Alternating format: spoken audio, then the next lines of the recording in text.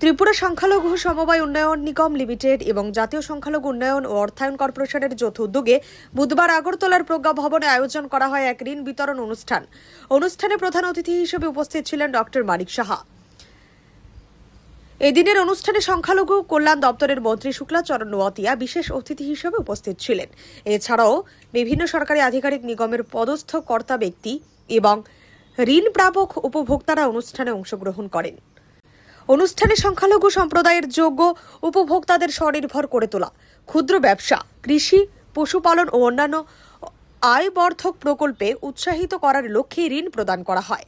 বক্তারা বলেন, এই ধরনের আর্থিক সহায়তা সংখ্যালঘু সম্প্রদায়ের অর্থনৈতিক উন্নয়ন, কর্মসংস্থান সৃষ্টি এবং আত্মনির্ভরশীলতা বৃদ্ধিতে গুরুত্বপূর্ণ ভূমিকা পালন করবে।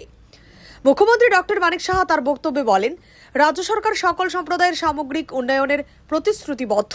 সংখ্যালঘু সম্প্রদায়ের আর্থ সামাজিক অবস্থার উন্নয়নে বিভিন্ন কল্যাণমূলক প্রকল্প কার্যকরভাবে বাস্তবায়ন করা হচ্ছে এবং ভবিষ্যতেও এই উদ্যোগ অব্যাহত থাকবে। এই 16% মানুষ যদি সংখ্যালঘু ত্রিপুরাতে বসবাস করে, তাদের একটা বিশ্বাস আমাদের উপর থাকতে হবে। তাদের শিক্ষা, অর্থনৈতিক উন্নয়ন, সামাজিক নিরাপত্তা এবং মর্যাদাপূর্ণ জীবন, সেটা আমাদের সরকার তারা আমরা দিতে প্রস্তুত।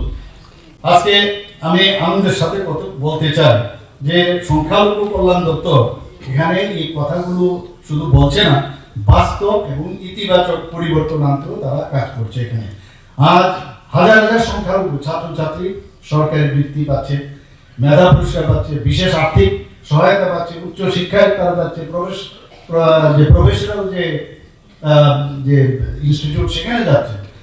আমি এখানে উল্লেখ করতে চাই যে পেশাগত শিক্ষার জন্য এখানে দপ্তর থেকে 1 লক্ষ টাকার আর্থিক সহায়তা আজ বহু পরিবারের কাছে আশীর্বাদ হয়ে উঠবে। ভাবা যায় না এই ধরনের।